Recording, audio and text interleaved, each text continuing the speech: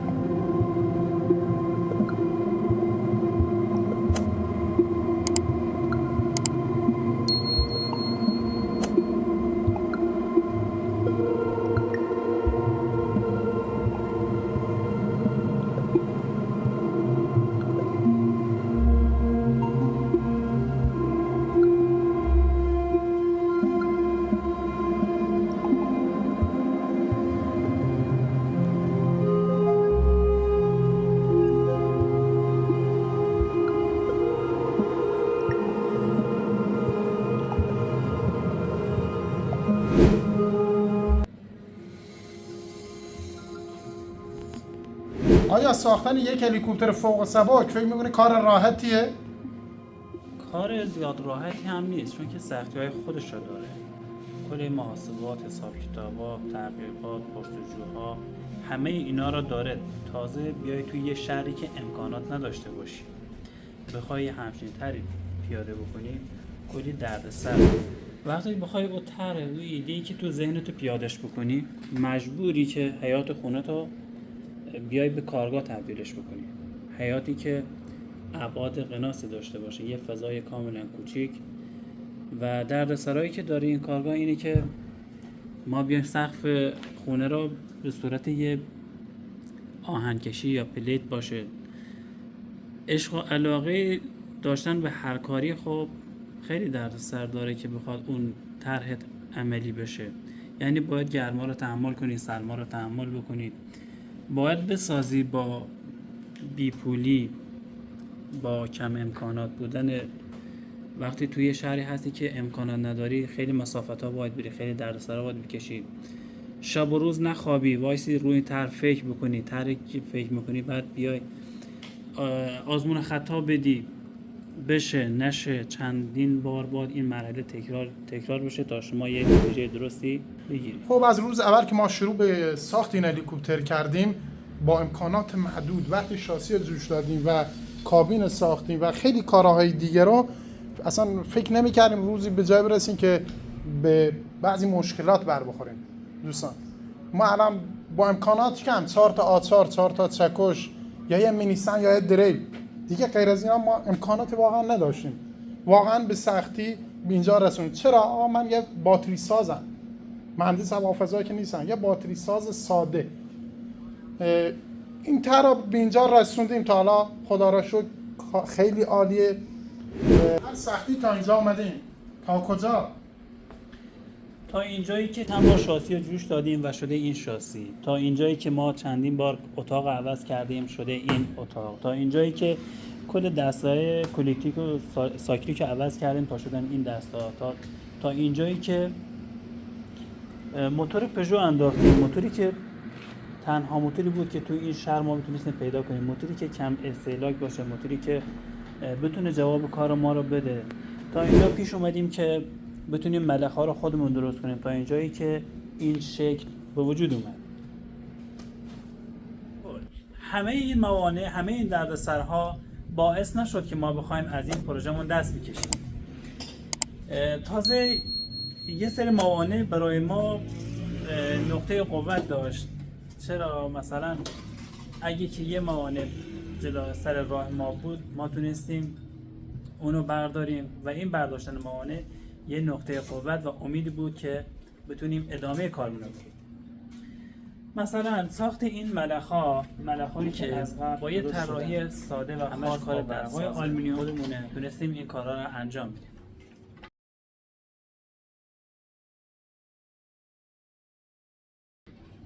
مکانیزمش مکانیزم به ظاهر ساده‌ایه، ولی این واقعا خیلی پیچیدگی‌های خودش رو داره که ما تا به این مرحله رسوندیمش. خیلی از دوستان شاید اینا رو ساده بگیرن، ولی اساتیدی هستن که در این حوزه دارن فعالیت میکنن، میدونن این یعنی چی. اینی که باید از تو اتاق کابین دستور بگیره به چپ یا راست بچرخه، چند تا دور داشته باشه. خود این ملخ نیست، یعنی بگیم که فقط ملخش رو ساختیم. حتی این جعبه دنده‌ای که اینجا هست، این جعبه میتونه دور چیز رو به یک برسونه، یعنی یه دور این که بچرخه، یه دورم ملخ میچرخه. نکته بعدی که ما تونستیم بعد از این کلی دردسرا و کلی موانع بریم سراغش، ساخت این ملخ ها بود. گفتیم بله، ملخ هایی که میشد شاید با هزینه های سنگین بدیم برامون بسازن، ولی میشد ما یه بار اون هزینه رو پرداخت کنیم، ولی برای دفعه بعد باز دوباره هزینه پرداخت میشد، ولی ما هیچ علمی ازش نداشتیم. تصمیم بر این شد که ما خودمون بیایم متریال رو تهیه کنیم. ببین ما این ملخ ها رو ساختیم، الان تقریبا تا به این مرحله رسیده، باز هم کار داره. مثلا این سر ملخ ها اینجا که قرار بس بشه به هاب، اینجا باید تا حدود 20 سانت تا 30 سانت ریختگری بشه، آلومینیوم باید بشه که وصل بشه به هابمون. تصمیم بر این شد که با دوستان گفتیم حالا ما انتظار اینا نداریم که بشه مثلا 100% این ملخ ها جواب مثبت به ما بدن، ولی نتیجه بعدش برای ما مهمه. باز هم میگم این ملخ ها جواب نده ما ناراحت نمیشیم، تازه پی میبریم به روش درستش یا اون علم دقیقش رو پی میبریم. و کل این هلیکوپتر تا الان به این جایی که رسیده همشون آزمون خطا داشتیم. چندین بار شاید مثلا ما این شاسیشو جوش دادیم. این شاسی که الان شما داری میبینید این یه بار نیست، شاید ما چندین بار تونستیم ساختیمش ولی نشد. آهناشو ریختیم دور، رنگ کردیم، جوش دادیم، ولی تراز نبود، شاغل نبود، دیگه از نوع کاراش انجام دادیم. حتی ببینید مثلا یه نکته خیلی مهم، این اگزوزش بود که ما تونستیم از پراید بیاریمش، ولی انبارش خالیه به خاطر اینکه سبک بشه. ببینید یه نکته خاصی اینجا داره. مثلا خیلی از دوستان میگن آقا برای چی اینو پرواز نمیکنه؟ خب موتور پروژه آماده بود، ما آوردیمش، ولی یه سری تغییرات کلی داشت. ببینید مثلا اینجا منیفول دود و کلا این دستساز خودمونه. حتی ببینید این جوشاشاش، این کاراش، همشو ما به این شکل تغییرش دادیم که به این سیستم بخوره. یا حتی کلاژی که گذاشتیم روی این هلیکوپتر، ببین این کلاژ یه موتور الکتریکی، الان شاید مشخص نباشه دقیق این موتور چه کار میکنه. ما وقتی که میایم موتور رو روشن میکنیم، خب این ملخ های اصلی هم همزمان باش میچرخه، ولی در اصل حالا چیزی که تغییر کردیم میگه اینجوری نباید باشه. یعنی شما موتور رو روشن بکنید، بذاریم گرم بشه یا سری کاراشو انجام بدیم، بعد بیایم چیکار کنیم؟ بیایم یک کلاژ بهش وصل بکنیم که بتونه بعضی که موتور روشن شد، گرم شد، تازه بیایم ملخ ها رو بهش وصل کنیم. چه کار کردیم؟ ما اومدیم یه سری تغییرات، یه سری طراحیایی که خودمون انجام دادیم، این کلاژ رو گذاشتیم و یه موتور برقی گذاشتیم اینجا که از تو کابین به اینجا دستور میده و این اهرم صفر میشه و باعث میشه که این ملخ ها بچرخه. ببینیم مثلا برای منبع رادیات که از رادیات 206 گرفته شده، ما اینو تعبیه کردیم براش و این قسمت هم ببینید اینم خودش دستساز خودمون، یعنی این به این شکل نبود. این موتور فقط خود موتورش اومد، ولی خیلی اتصالاتی که بهش داریم همشون رو عوض کردیم. اومدیم سمت باک. این باک دوستان باک دستساز خودمونه، مثل سریای قبلی که گفتم یه سری اجزا بود آزمون خطا داشتیم، این باک هم دقیقا همون جوره.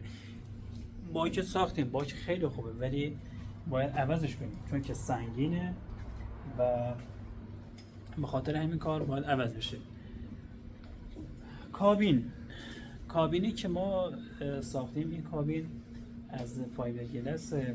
این کابین هم مثل بقیه اجزا فعلا دیگه اینو دستش نمیزنیم، میذاریم همینجوری باشه، ولی تغییرات اساسی داریم. ببین دوستان، هدفی که همه دوستان و این تیم دارن اینه که این هلیکوپتر بلند بشه. حالا ظاهریش خیلی کار داره، میتونیم کاراش انجام بدیم. رسیدیم به یه مرحله حساس که کارمون رو تقریبا به پیش ببره. الان تا این قسمتی که دیدیم کاراش انجام شده، اوکی همه چیز. ولی رسیدیم به یه قسمت دیگه که باید کاراش انجام بدیم. اون قسمت استابلایزره که اوس محمود خسته نباشی داره کاراش انجام میده، داره نقشه‌هاشو میکشه. اوس محمود براشی داره نقاشی می‌کنی. خب با خاطر اینکه ما نیاز به یه لپتاپ یا چیزی که برای نقشه کشیدن یا اون کارهای دقیق نیاز داریم، واقعا نداریم این امکانات. ما مجبور اینجا هی رو برگه هی بنویسیم بکشیم که اینا بعد یادمون نره. خب به هر حال هر قطعه رو ما شاید 3 بار 4 بار یا 5 بار ما تغییر دادیم، اونا رو مجبوریم اینجا بنویسیم. اسمعوا بله. الان رسیدیم به یه قسمت استابلایزر، دارین نقاشیش میکنین، دارین کاراش انجام میدین.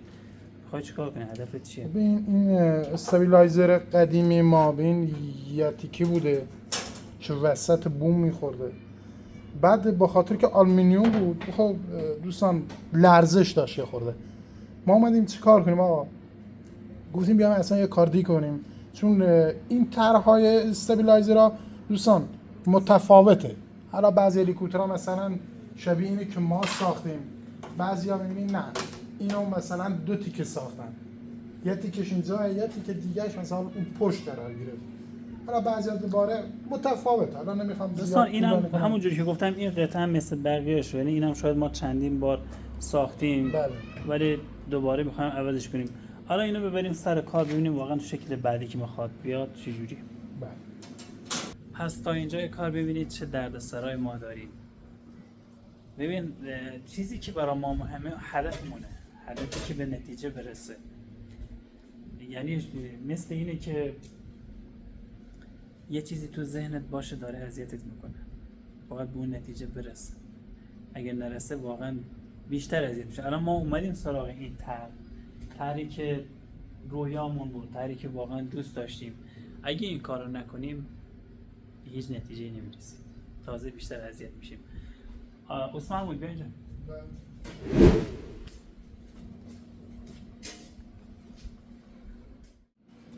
خب این دوستان این بین بعضا به این شکله، حالا بعضا این یه 2 تا بال این قسمت داره برای باز شکن، بعضا این قسمت اینجاست یه تیکه دیگه اینجاست. حالا ما اومدیم چیکار کنیم؟ اینو اصلا از اینجا برداریم کوچیک‌ترش کنیم، یعنی دقیقاً نصف میشه 50 ثانیه این قسمت قرار میدیم این حالت. بعد الان اینو بذارم حدودی که دستم خسته نشه. بعد این 2 تکه از این به این قسمت حالا 10 سانت فاصله میدیم، یکی اینجا پرت میکنیم، یکی دوباره از اینجا به این حالت باید پرت بشه. حالا این فرق میکنه با بال هواپیما، کامل فرق. بال هواپیما قسمتی که صافه میخوره زیر، ولی این فرق میکنه، قسمتی که صافه باید بخوره بالا، برای که وقتی داری پرواز میکنی دماغ هواپیما را صاف نگه دار. اینا ما اینجا با حالا لوله های کوچیک فلزی سبک تزریق میکنیم و پرت میکنیم که قسمت بسته بشه و یه خورده سبکتر باشه و کارمون هم به نظر خودم زیباتر میکنه. این عقب اگه باشه خیلی بهتره. یکی از دردسرایی که ما داریم مثلا نبود امکانات بود. حالا ما تونستیم با یه مینی سنگ یا یه دریل کار بکنیم. الان که می‌خوایم کار انجام بدیم مینی سنگمون کامل سوخته و الان که تو این وقت شب و روز تعطیل نمیتونیم کارش انجام بدیم. این حتما باید بره تعمیرگاه و یه موتور بندازیم روش یا اگه قابل تعمیر باشه، اگه نشدن دوباره باید یکی دیگه نو بگیریم. ولی می‌خواستم دوستان یه چیزی بهتون بگم، هر کسی هر طرحی داره، هر برنامه‌ای داره، این موانع نباید باعث بشه که از اون هدفش یا به اون هدفش نرسه. ما این هلیکوپتر تا حالا به نتیجه اصلی، اون نتیجه‌ای که پروازه نرسیده، ولی تست هایی که گرفتیم تا الان خیلی رضایت بخش بود. حتی تست ملخ رو که میتونید ببینید، ملخ عقبش رو و جعبه دندش و کل روشن شدنش و همه کارش انجام شد. اون کارهای ملخ اصلیشو ببین، مثلا ملخ اصلی یک قسمت مهم و حساسه که واقعا نه برای ما، برای همه مهندسین این پروژه واقعا خیلی طولانیه، خیلی زمان میبره که به نتیجه اصلیش برسه. ما نگهدارنده بوم آقا عوض کردیم، یه خورده طولانی تر کردیم. حالا میخوام روشن کنیم، تست کنیم اینو آقا لرزش باز داره یا نه. این تست خب میخوایم لرزش عقبش رو ببینیم و یه نکته خیلی مهم، عملکرد سوات رو ببینیم با هوا که از داخل با این دسته‌های کلیکتیک و سایکلیک ببینیم چجوری.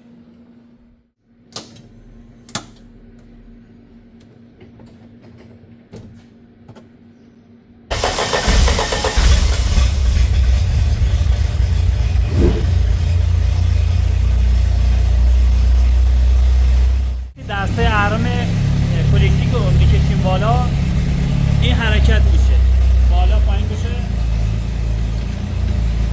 و دسته سایکلیک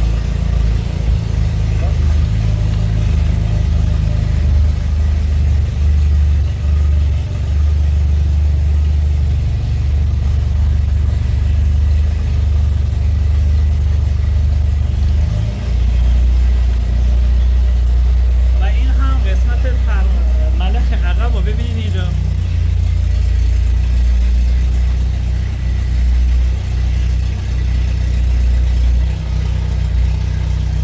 تست‌های موفقی که ما داشتیم اینها بودن، همه اهرم‌های ما، همه ملخ‌های ما به خوبی کار کرد، فقط مونده ملخ اصلی موند. خب پس متوجه شدی، کامل دیدین که کامل رفع شد، با یه جابجایی کوچیک لرزشون کامل رفع شد. فقط من چون دور موتور ما بالا نبردم، با خاطر اینکه ملخ اون کار نیست. وقتی ملخ نباشه چون یکم سنگینه احتمال داره لرزش بندازه تو کار، ولی دفعه‌های قبل رو سیلان که بود یه لرزش خیلی کمی اون قسمت عقب داشت که الان خدا را شکر رفع شده. و پس برگردید حمایت کنید دوستان که ما این طرح هم زودتر به پرواز برسونیم. دوستان بعد از کل سختی ها و اون مشکلاتی که بهتون گفتم تا به این مرحله رسید که شما الان دیدید و ببین چند وقتی که ما 3 نفر تونستیم روی این طرح کار کنیم و به این مرحله رسوندیمش، الان دیگه واقعا نیاز به حمایت‌های شما داریم که داخل حالا یوتیوب حمایتمون بکنید که بتونیم یه منبع درآمدی داشته باشه و بتونیم این پروژه رو به جلو ببریم. دوستان عزیز خواهش میکنم ازتون این ویدیو رو که میبینید لایک، کامنت، سابسکرایب یادتون نره.